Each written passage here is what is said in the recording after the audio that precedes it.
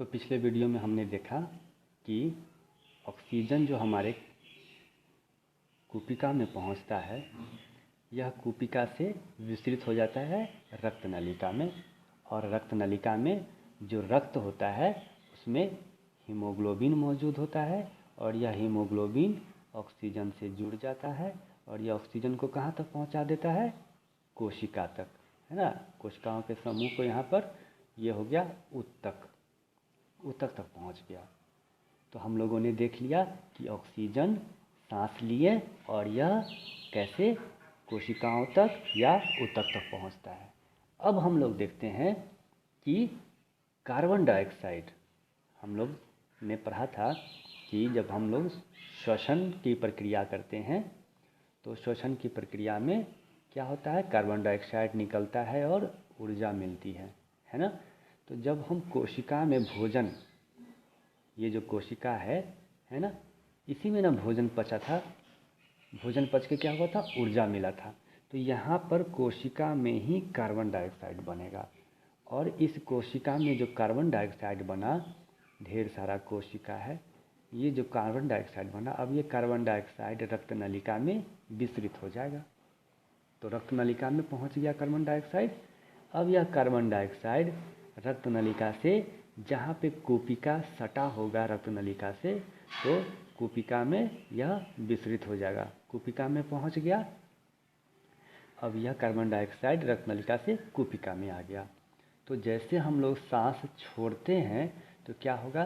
सांस छोड़ने की प्रक्रिया में क्या होगा कि यह कार्बन डाइऑक्साइड हमारे श्वास नली से बाहर की ओर आ जाएगी, है ना। तो इस प्रकार हम लोग इसको देखें कि यह कोशिका से, है ना, कहाँ तक पहुँच गया? तो श्वास नली होते हुए हमारे शरीर से बाहर की ओर आ गया। तो ये था पूरा कॉन्सेप्ट समझने का कि कैसे ऑक्सीजन हमारे कोशिका तक पहुंचता है और कैसे कार्बन डाइऑक्साइड हमारे कोशिका से, हम जब सांस छोड़ते हैं तो बाहर निकलता है। तो हम लोग ने क्या देखा कि अगर इसको हम शॉर्ट में बताना चाहें तो श्वसन की प्रक्रिया में ऑक्सीजन चाहिए हमारे भोजन के पचाने के लिए, ऊर्जा के लिए। तो कैसे पहुंचेगा कोशिका तक? तो ऑक्सीजन क्या हुआ? सांस लिए तो पहले पहुंचा कहाँ तक? कूपिका तक पहुंचा। कूपिका से विसरित होकर कहाँ चला गया? रक्त केशिका में। ये जो नली था ना, रक्त केशिका में ऑक्सीजन पहुंच गया। अब यह रक्त केशिका से यहाँ पे इसमें हीमोग्लोबिन होता है ना, Hb से इसको हम लोग संकेत से पता करते हैं कि यह हीमोग्लोबिन है। कैसे दर्शाते हैं हीमोग्लोबिन को?